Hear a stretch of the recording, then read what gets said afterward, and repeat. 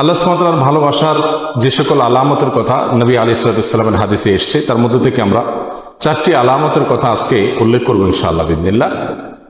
তার প্রথম আলামতটি প্রায় বেশিরভাগ হাদিসের কিতাবে বর্ণিত হয়েছে, যে রাসূল করিম সাল্লাল্লাহু আলাইহি ওয়াসাল্লাম ইরশাদ করেছেন, আল্লাহ সুবহানাহু ওয়া তাআলা যখন কোনো বান্দাকে ভালোবাসেন তখন তিনি জিবরিলকে নির্দেশ করে বলেন যে অমুকের তার আমলের কারণে, তার চিন্তাধারার কারণে, তার চলাফেরার বিশুদ্ধ উপায় এবং পদ্ধতির কারণে আমি তাকে ভালোবাসি।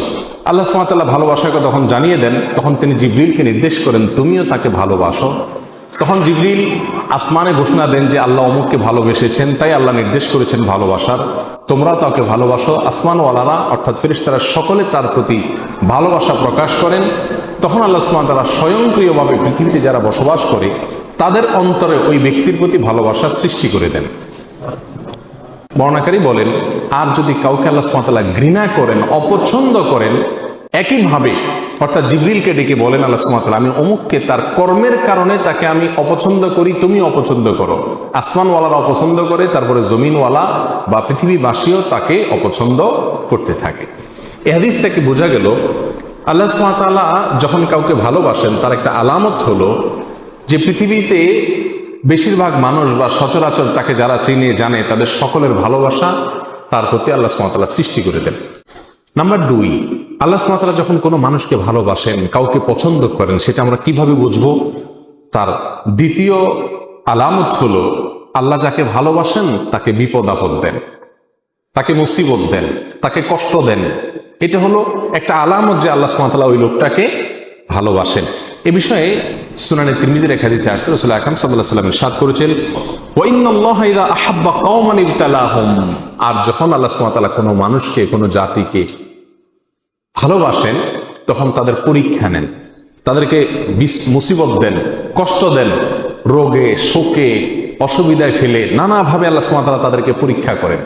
এই যে বিপদ আপদে ফেলে দেওয়া, এটা কিন্তু আল্লাহ সুবহানাহু ওয়া তাআলার ভালোবাসার একটি আলামত। ফামান রাদিয়া ফালাহুর রিদা ওয়া মান সাখাতা ফালাহুস সাখত, আল্লাহর এই দেওয়া পরীক্ষায়, কষ্টে যে ব্যক্তি সন্তুষ্ট হয়ে যায়, আল্লাহর ফয়সালাকে মেনে নেয়, ফালাহুর রিদা, তার জন্য আল্লাহর সন্তুষ্টি অবধারিত হয়ে যায়। আর যে ব্যক্তি আল্লাহর এই ফয়সালায়, আল্লাহর এই কষ্ট দেওয়ায় সে অসন্তুষ্ট হয়ে যায়, আল্লাহর ফয়সালাকে মেনে নিতে পারে না, রিদা বিল কাদা, ইমানের গুরুত্বপূর্ণ একটা পয়েন্ট, এই বিষয়টি যে অর্জন করতে পারে না, বরং হাহুতাশ করে, অস্থির হয়ে যায়, গালমন্দ শুরু করে দেয়, আল্লাহর ফয়সালাকে সে অ্যাভয়েড করে, হ্যাঁ আল্লাহ লোক দেখে নেই, আমার উপরে সব বিপদ আসে, এই টাইপের কথাবার্তা বলে, ফালাহুস সাখত, তখন ওই ব্যক্তির জন্য আল্লাহর পক্ষ থেকে অসন্তুষ্টি অবধারিত হয়ে যায়। আল্লাহ আমাদের মাফ করুন। আল্লাহ সুবহানাহু ওয়া তাআলা আমাদেরকে ভালোবাসেন, তার প্রমাণ হবে আল্লাহর পক্ষ থেকে আমাদের জীবনে ছোট বড় বিভিন্নভাবে পরীক্ষা নেওয়া। আমরা জানি কোরআনে কারিমে আল্লাহ তাআলা বিভিন্ন নবী রাসূলদের ঘটনা বলেছেন।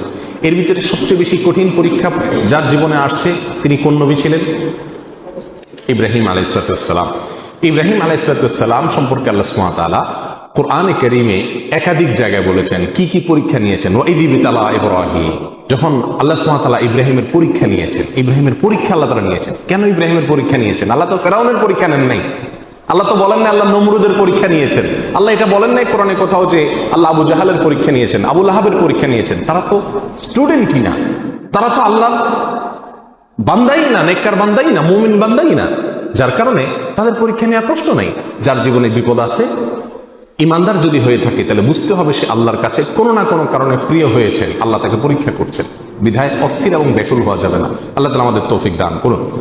তাহলে দ্বিতীয় আলামতটি আমরা পেলাম আল্লাহর ভালোবাসা। তৃতীয়, আল্লাহ যখন আমাদের কাউকে ভালোবাসেন তার আলামত কি? এটা বড় জটিল আলামত, বড় কঠিন আলামত। তার আলামত হলো আল্লাহ সুবহানাহু ওয়া তাআলা তাকে দুনিয়া থেকে দূরে সরায় রাখেন, দুনিয়ার সাথে মিশে হাবুডুবু খেয়ে একাকার হয়ে যাওয়া থেকে আল্লাহ তাআলা হেফাজত করেন। আমাদের অনেকে আমরা দুনিয়া চাই, পদ পদবি, অর্থ কড়ি, প্রভাব প্রতিপত্তি, কেনা চাই, আমরা সবাই চাই এগুলা, কিন্তু আল্লাহ সুবহানাহু ওয়া তাআলা কিছু মানুষকে ভালোবেসে এগুলো থেকে দূরে সরায় রাখেন। সে চাইলেও ব্যাটে বলে হয় না। আল্লাহ সুবহানাহু ওয়া তাআলা তাকে দুনিয়া থেকে পরিকল্পিতভাবে, বাই প্ল্যান, ইচ্ছাপূর্বক আল্লাহ সুবহানাহু ওয়া তাআলা সরায় রাখেন। কেন? তার জন্য ওই জায়গায় গেলে ক্ষতি হবে। সে দুনিয়ার সাথে যদি মিশে যায় তাহলে সে ধ্বংস হয়ে যাবে। আল্লাহ সুবহানাহু ওয়া তাআলা তাকে বাঁচিয়ে রাখেন।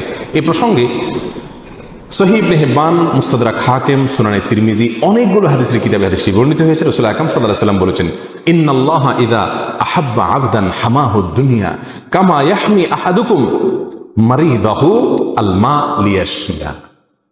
তোমাদের কেউ তোমাদের প্রিয়জনরা অসুস্থ হলে যেই রোগে পানি টাচ করলে অসুবিধা হবে তাকে যেরকম পানি থেকে তোমরা বাঁচিয়ে রাখো, আল্লাহ যখন কোনো মানুষকে ভালোবাসেন তার আল্লাহর ভালোবাসার মানুষটাকে আল্লাহ তাআলা দুনিয়া থেকে এরকম বাঁচিয়ে রাখেন। আল্লাহর ভালোবাসার আরেকটি আলামত হলো নেক কাজ করার সুযোগ পাওয়া। আল্লাহ যদি কাউকে নেক কাজ করার সুযোগ দেন, ভালো কাজ করার সুযোগ দেন, তৌফিক হয় ভালো কাজ করা, ভালো পথে চলা, এর মানে হলো আল্লাহ সুবহানাহু ওয়া তাআলা তাকে ভালোবাসেন। আমাদের সবাইকে তার প্রিয় পাত্র হওয়ার তৌফিক দান করুন।